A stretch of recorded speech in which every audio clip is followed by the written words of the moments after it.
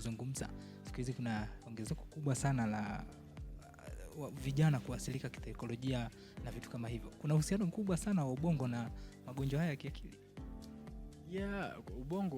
Kwenye ubongo kuna ubongo unagawanyika, unaweza kusema katika sehemu mbili. Kuna ile ubongo muonekano ambapo unahusika na memory, unahusika na kufikiri, kuongea na nini, lakini kuna ubongo ambapo sasa unahusika na ile mind, kwamba unawaza nini, unafanya nini. Kwa hiyo of course ubongo unahusika kwenye saikolojia, na kama daktari bingwa wa ubongo unapomwona mgonjwa, part ya assessment yako unaofanya pia unamuassess kama huyu mgonjwa ana tatizo la kisaikolojia, kwa sababu wapo watu wengi ambao tunawaona pia ambao wanaweza kuja kwako analalamika na mgongo na kichwa, lakini ukiongea naye kwa kirefu unakuta kwamba ana matatizo ya kisaikolojia labda ambayo yanasababishwa na hali za maisha, ugumu wa maisha, mikopo, familia.